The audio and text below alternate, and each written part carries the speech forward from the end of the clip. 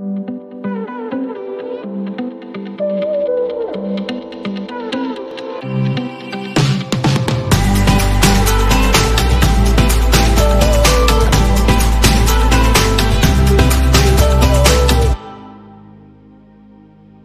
beaucoup de religions et spiritualité, on sonne la cloche pour invoquer et inviter les esprits dans nos rituels.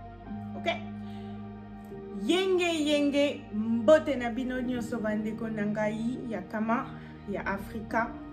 C'est moi votre sœur Kaneter, moi la Coco, l'enfant des ancêtres, l'enfant des divinités de Kama. Et aujourd'hui, je vais vous parler de l'initiation. Est-ce qu'on me voit bien avec la fumée de l'encens? Hein? Ok. Je vais me pousser un peu. Voilà. Ok.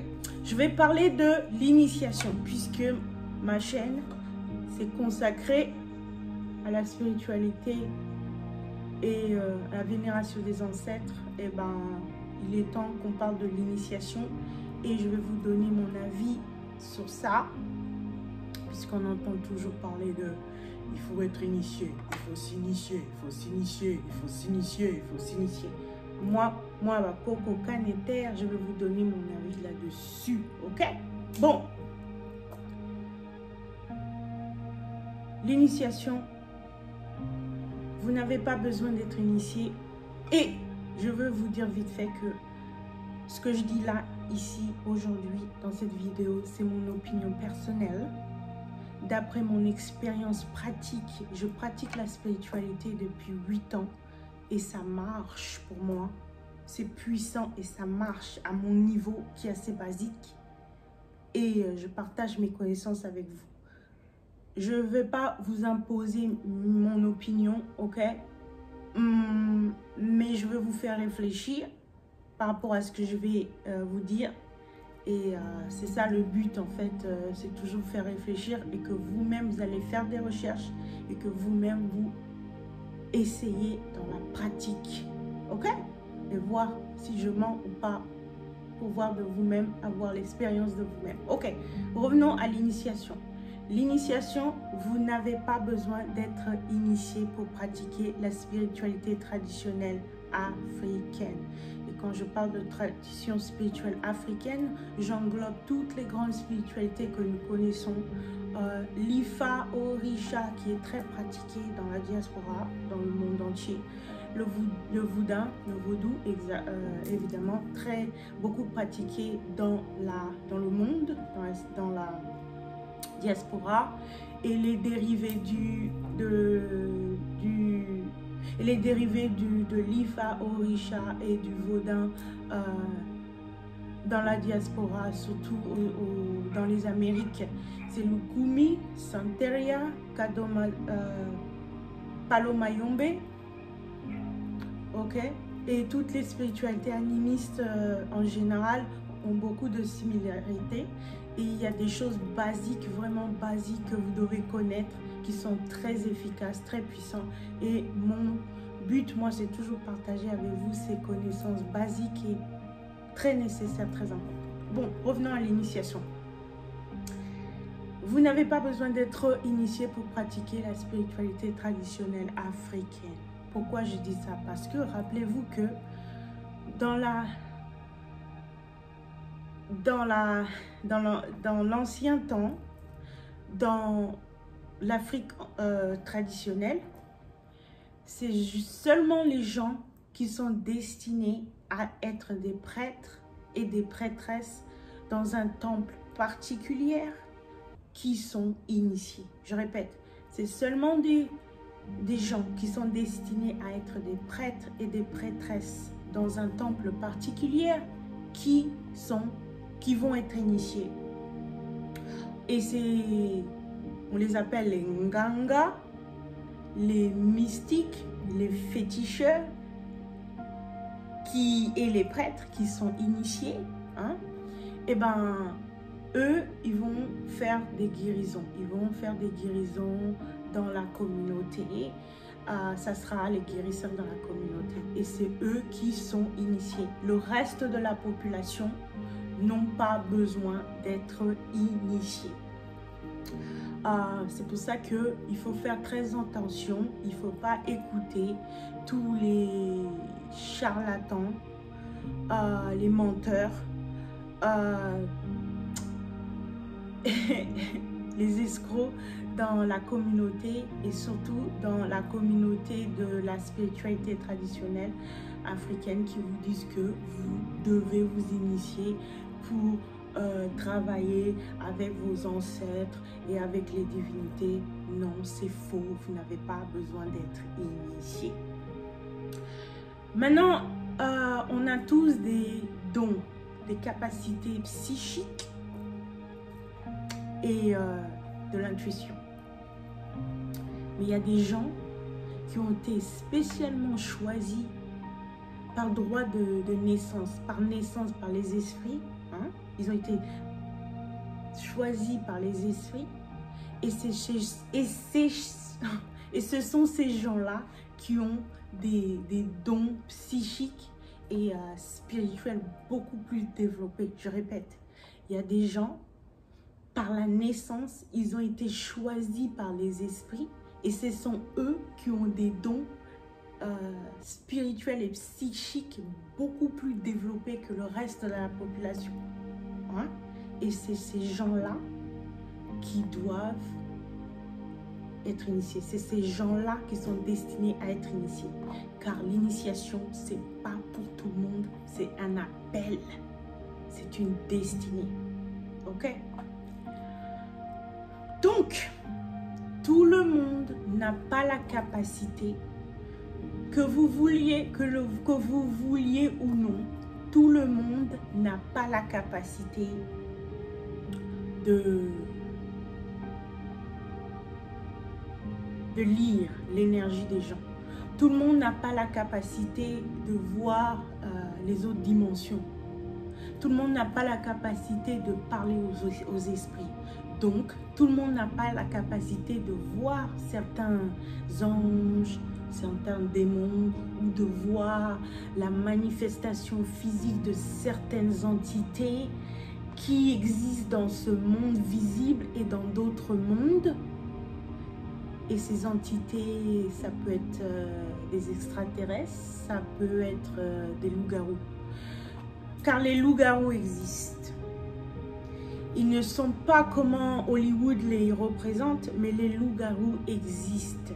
Il y a des gens, il y a des prêtres, ils ont le don de vision. Ils peuvent voir un être humain sous la forme de loup-garou.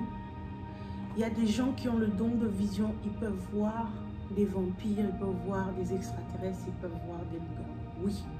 Et c'est ces gens-là qui ont ces dons particuliers, très développés, psychiques, qui doivent être initiés. Le reste de la population qui n'ont pas ces dons, on ne doit pas être initié.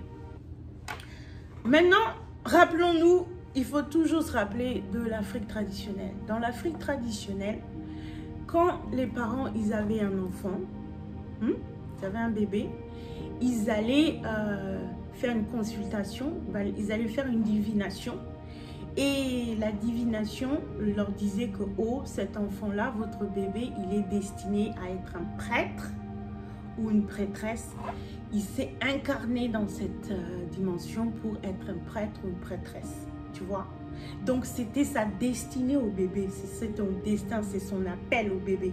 Donc, ce que les parents font dans l'Afrique traditionnelle, dans l'ancien temps, quand ils ont entendu ça, les parents, ils allaient maintenant dédier cet enfant à un temple particulier. Hein?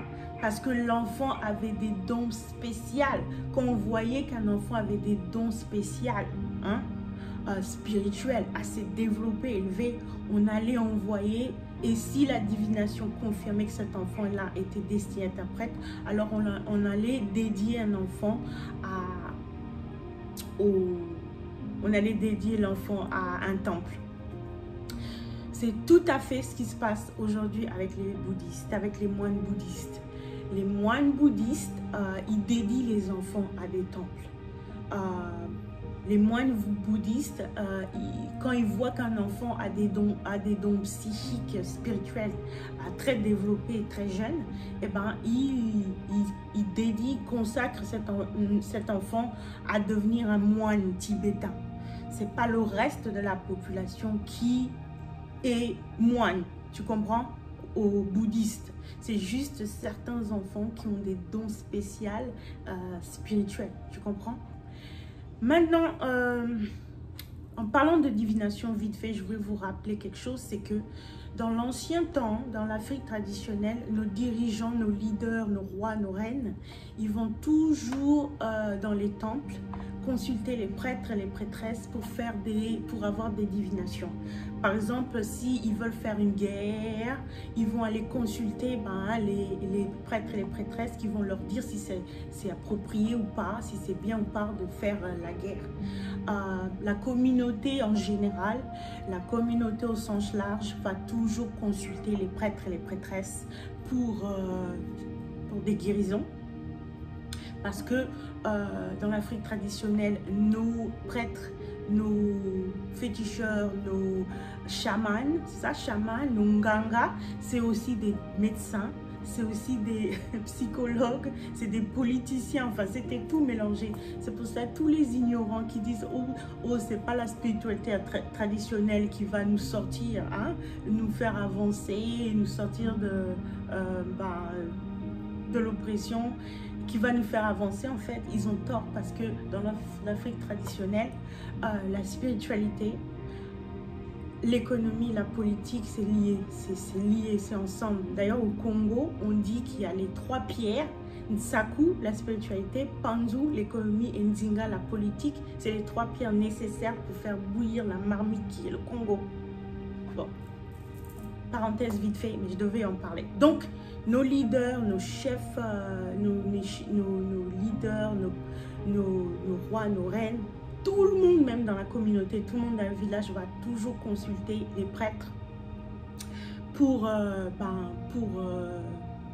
des divinations, pour la guérison et pour n'importe quel travail spirituel. Et je dis ça aussi parce que les prêtres et les prêtresses dans les temples, ce sont des gens qui ont été initiés, qui ont été dédiés à ce temple particulier. Ok? Donc voilà ce que je voulais dire. Donc aussi, je voulais aussi parler dans l'ancien temps, à Kemet. Il y avait, par exemple, à Kemet, mais ça se passe aussi dans le royaume du Congo, Zoulou, Ashanti, Yoruba, tout ça. Mais remontons où c'était dans notre source, à la source, ok? À Kemet, il y avait plusieurs temples. Il y avait le temple de Amon-Ra, le temple de Hathor, le temple de Bas, le temple de Aset. Et dans chaque temple, il y avait des hommes et des femmes qui étaient dédiés à ce temple particulier. Et c'était initiés dans ce temple-là parce qu'ils étaient destinés, ils avaient été appelés par les esprits à faire le travail spirituel. Il faut que j'allume la bougie, là, il s'est éteint. C'est très important d'allumer la bougie. Pardon, là. Ok. Ok. Voilà. Voilà, j'ai allumé la bougie. Ok. Donc, parlons du reste de la population. C'était qui? Comment on appelle le reste de la population? Le reste de la population, ce sont des pratiquants. Ce sont des pratiquants qui ont leur propre hôtel, comme moi, dans leur maison, et qui ont leur propre pratique spirituelle privée, basée sur les divinités, basée sur d'abord leurs ancêtres et sur les divinités avec qui leur sont destinés. Comment tu peux savoir qu'une divinité t'est destinée? C'est en connaissant ta date de naissance. En connaissant ta date de naissance, tu pourras savoir la divinité et aussi l'esprit, l'ange gardien, les chrétiens ils appellent, l'esprit guide, l'ange gardien qui t'est destiné. Ok. Maintenant, par exemple, moi, Kalunga, Kaneter, moi, Coco, votre soeur, moi, je suis née un mercredi. Je suis née au mois de mai. Je suis Gémeaux. La divinité qui m'est assignée, c'est Papa Leba. Dans le vaudou, on l'appelle Papa Leba. Dans l'Ifa Orisha, chez les Yoruba, on l'appelle Eleba. Eleba. Et parce que j'ai une affinité et j'ai un don et une passion très particulière pour le monde des morts, pour le monde astral, le monde des morts, et pour préserver la tradition, ben, c'est Baron Samedi dans le vaudou haïtien et le vaudou de la Louisiane que je connais très bien parce que je pratique plus ou moins. Et ben Baron Samedi, ben, il m'est assigné, il m'a réclamé et c'est mon père. Vous comprenez? Donc, quand vous avez une affinité très particulière, vous êtes très attiré par une divinité. Quand vous avez beaucoup de rêves, vous faites que rêver d'une divinité tout le temps, tout le temps. Quand aussi, depuis que vous êtes enfant, vous connaissez très bien cette divinité, ça veut dire que c'est cette divinité-là qui vous est assignée, qui est votre esprit guide, qui est votre père ou qui est votre mère.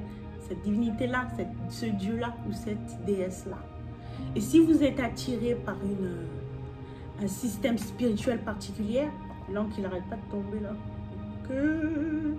Ok. Et si vous êtes attiré par un système spirituel particulier comme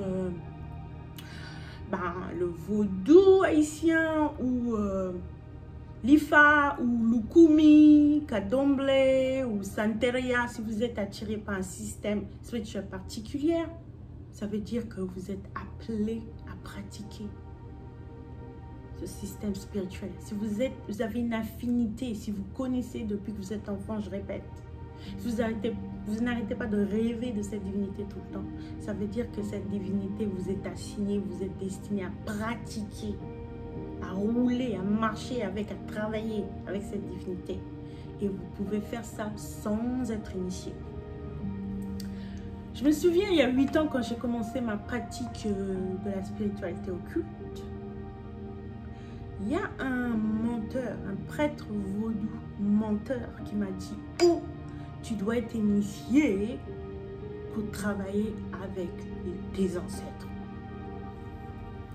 What? Non, c'est pas vrai. Tu n'as pas besoin d'être initié pour allumer une bougie pour tes ancêtres. Tu n'as pas besoin d'être initié pour faire des libations, des offrandes de boissons pour tes ancêtres. Tu n'as pas besoin d'être initié pour faire des offrandes de fruits pour tes ancêtres. Tu n'as pas besoin d'être initié pour faire des louanges, pour faire des prières pour tes ancêtres. Et tout ce que je viens de citer,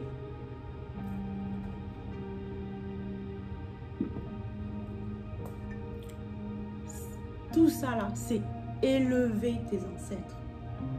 Allumer une bougie, faire des libations, faire des offrandes, faire des prières, des louanges pour tes ancêtres, c'est élever tes ancêtres, c'est élever ton sang, élever ta lignée, guérir les malédictions transgénérationnelles de ton sang et de ta lignée. Et pour ça, tu n'as pas besoin d'être initié. Et j'ai expliqué pourquoi au début de la vidéo. Ok?